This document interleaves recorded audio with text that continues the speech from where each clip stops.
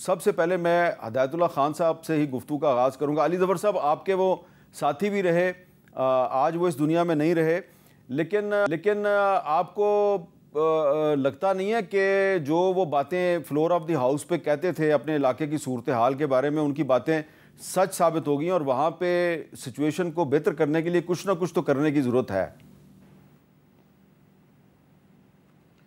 جی بالکل، سب سے پہلے تو یہ بڑا خوفناک اور بڑا افسوسناک واقعہ ہے، اور ان کی فیملی کے ساتھ بھی، اور ان کے جو لواحقین ہیں اور جو ان کی دوست یار لوگ ہیں، ان سب سے میں نے بات بھی کی ہے اور کرتا بھی رہوں گا۔ بہت افسوس ہوا، میں تو بہت اچھی طرح جانتا تھا ان کو، ان کے ساتھ 3.5 سال گزارے، اور انہوں نے فلور آف دا ہاؤس پہ نہیں بلکہ ہمارے ساتھ ذاتی گفتگو میں بھی یہ کہتے رہتے تھے کہ آلریڈی میں سروائیو کر چکا ہوں کچھ اٹیکس، میں ایف آئی آرز بھی درج کر چکا ہوں، لیکن میری کوئی سنائی نہیں ہو رہی، کیونکہ ان کا کہنا تھا کہ وہاں جو لوگ ہیں ان کی جانوں کا کسی کو خیال نہیں، کسی کو دکھ نہیں، کوئی اس کو سیریس نہیں لیتا۔ تو یہ ایک بہت واقعہ ایسا ہوا ہے جس پہ میرا خیال ہے کہ اب ایک ایکشن پلان کرنا چاہیے، اور آپ نے بڑا ذکر کیا جو اینٹی ٹیررزم آپریشن ہے اس کا بھی۔ اب میرا خیال ہے اسی لیے ہم کہہ رہے ہیں کہ یہ ساری چیز کو دیکھنے کے لیے آپ کو پارلیمنٹ کو لینا پڑے گا اپنے اعتماد میں، اور پھر کوئی ایکشن کا پلان کریں۔ یہ جس طرح حکومت نے ایک دم اناؤنس کر دیا کہ ہم ایکشن کرنے لگے ہیں اور گراؤنڈ ریالٹیز کا کوئی خیال نہیں، اس کو کوئی کسی پبلک کو اپنے ساتھ سپورٹ میں نہیں لیا، یہ ساری ایسی باتیں تھیں جو کہ ہم کر رہے تھے، اور ہم کہہ رہے ہیں ابھی بھی کہ یہ کوئی ایکشن لینے سے پہلے آپ اعتماد میں لیں پارلیمنٹ کو، کیونکہ اس کے بغیر اس قسم کا ایکشن نہیں ہو سکتا۔ اور آج یہ جو ہولناک واقعہ ہوا ہے، یہ اس کا ایک طرح سے ایک دکھایا ہے ہمیں کہ کیا ہمیں کرنے کی ضرورت ہے اور کیا نہیں کرنے کی ضرورت۔ یہ بہت بڑا ایک ہمارا المیہ ہے۔ رانا ثناء اللہ صاحب، آپ اتفاق کریں گے علی ظفر صاحب سے کہ اگر آپریشن کرنا ہے خیبر پختونخوا میں تو تمام پولیٹیکل پارٹیز کو اعتماد میں لینے کی ضرورت ہے؟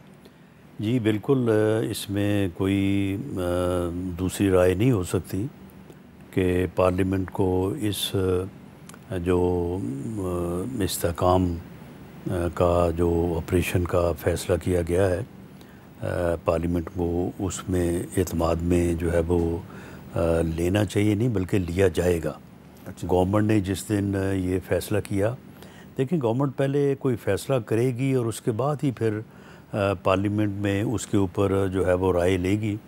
تو جو عزم استحکام آپریشن ہے اس کی ضرورت تو ہے۔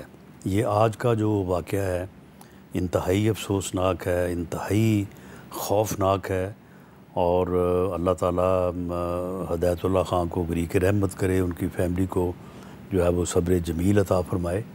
اس طرح کے واقعات جو ہے وہ روز ہو رہے ہیں، فورسز کے لوگ جو ہے وہ روز وہاں پہ جو انٹیلیجنس بیسڈ آپریشنز ہیں ان میں شہید ہو رہے ہیں، سیکریفائزز جو ہے وہ دے رہے ہیں۔ تو وہاں پہ اس عزم استحکام آپریشن کی ضرورت ہے، اور میں سمجھتا ہوں کہ اپوزیشن کو بھی اس کی مخالفت نہیں کرنی چاہیے۔ ہاں، اگر ان کی کوئی رائے ہے، وہ رائے جو ہے وہ پارلیمنٹ کے اندر بھی اور باہر بھی وہ دے سکتے ہیں، اور اس سے گورنمنٹ کو استفادہ کرنا چاہیے، کیا جائے گا انشاءاللہ۔ اب ایک اور ایشو ہے جی، میں وہ اس کو ذرا فوکس کروں گا۔ بہت سی ایشوز پہ آج ہم نے بات کرنی ہے۔ آپ نے ریسنٹلی دیکھا کہ امریکی ایوان نمائندگان کی طرف سے پاکستان کے 8 فروری کے الیکشن کے بارے میں ایک ریزولوشن منظور کی گئی، اس پہ کافی تنقید ہو رہی ہے پاکستان میں، اور اس کے مقابلے پہ پاکستان کی پارلیمنٹ سے بھی ایک قرارداد منظور کروائی گئی ہے۔ لیکن اس امریکی ایوان نمائندگان کی قرارداد میں جو بات کی گئی ہے وہ یہ ہے کہ جی الیکشن جو ہے اس کا آڈٹ ہونا چاہیے اور اس کی انکوائری ہونی چاہیے۔ اب پاکستان میں بہت سی تنظیمیں جو ہیں وہ اس کا آڈٹ کر رہی ہیں۔ کولیشن 38 جو کہ پتن کے پلیٹ فارم سے ایک کولیشن ہے مختلف تنظیموں کا، اس کی ایک آڈٹ رپورٹ ریلیز کی گئی ہے، اور میرے سامنے ان کی پریس ریلیز ہے جو انہوں نے آج ہی جاری کیا۔ یہ بڑی انٹرسٹنگ ہے۔ اس میں قومی اسمبلی اور صوبائی اسمبلی کے کچھ حلقے جو ہیں ان کا آڈٹ کیا گیا، اور آڈٹ کیا گیا ہے الیکشن کمیشن آف پاکستان کی ویب سائٹ پر جو موجود مواد ہے وہاں سے اس مواد کو آڈٹ کیا گیا. اور یہ جو ویب سائٹ ہے وہ یہ کہہ رہی ہے جی کہ NA 125 لاہور سمیت صوبائی اسمبلی کے کئی جو حلقے ہیں وہاں پہ فارم 45 کے بغیر ہی الیکشن رزلٹ کا اعلان کیا گیا ہے، جو کہ ویب سائٹ پہ بھی موجود ہے، ونرز وداؤٹ فارم 45. اور جو صوبائی اسمبلی کے جن حلقوں کا ذکر کیا گیا کہ جہاں پہ فارم 45 کے بغیر الیکشن کمیشن نے اعلان کیا ہے رزلٹ کا، وہ ہیں PP 146 148 150 150 151 152 153 154 156 157 159 160 162 163 164 166 167 170 172 173 174. یہاں پہ فارم 45 کے بغیر الیکشن ویب سائٹ پہ ڈالا ہے الیکشن کمیشن آف پاکستان نے. اب میرا علی ظفر صاحب آپ سے سوال ہے کہ آپ کا تو موقف یہی ہے، لیکن اگر پتن جو ہے، تنظیم جو پتن ہے اور کولیشن 38 یہ الیکشن کمیشن کی ویب سائٹ سے مٹیریل نکال کے اور ایک بے قاعدگی کا انکشاف کر رہے ہیں، تو آپ لوگ جو الیکشن پہ اعتراضات کرتے ہیں تو آپ یہ چیزیں کسی عدالت میں ابھی تک پیش کیوں نہیں کر سکے؟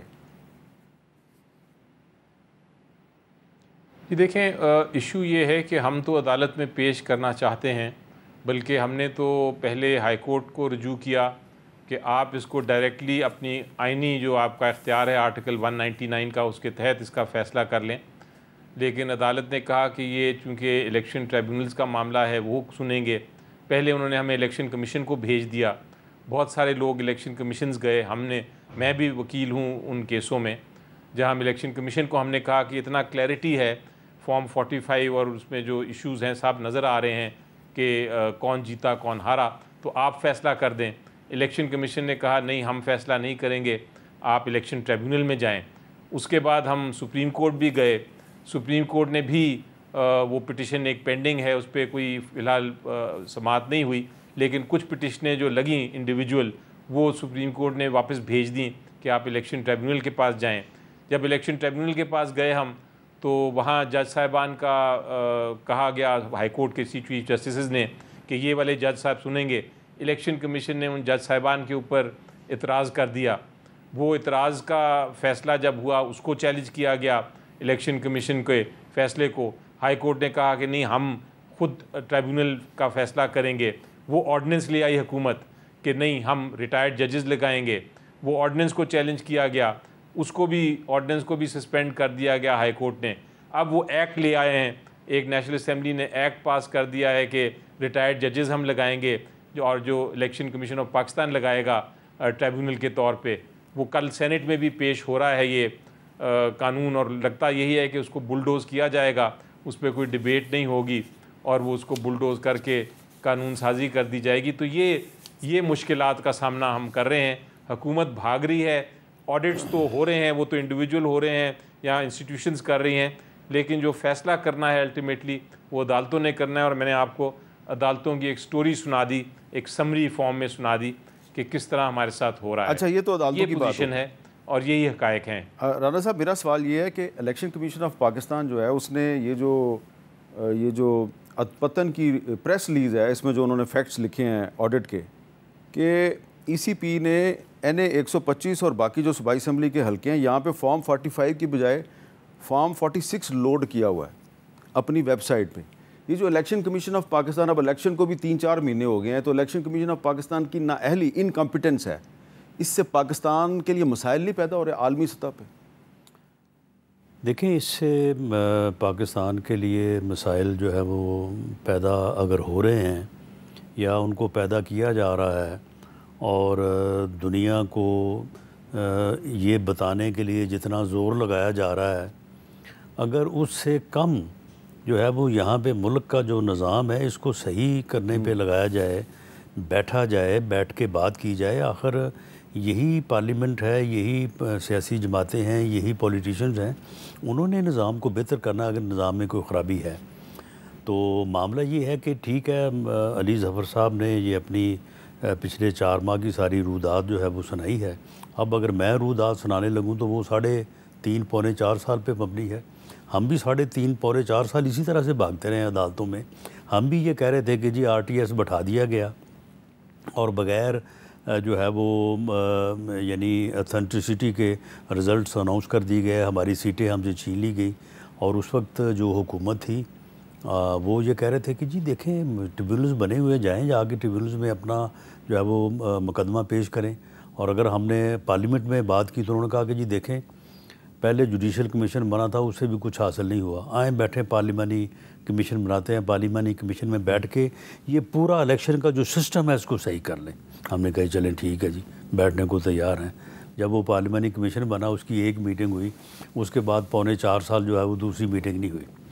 تو معاملہ یہ ہے کہ پرائم منسٹر نے آج بھی یعنی یہ چند دن قبل انہوں نے پارلیمنٹ میں آن دی فلور آف دی ہاؤس کہا ہے کہ اگر ان مسائل کو آپ نے حل کرنا ہے, یہ کوئی مسائل یا مشکلات ایسی نہیں ہیں کہ جی یہ اب پیدا ہوئی ہیں اور ان کو درپیش ہیں, یہ اس سے پہلے بھی جو ہے وہ درپیش رہی ہیں.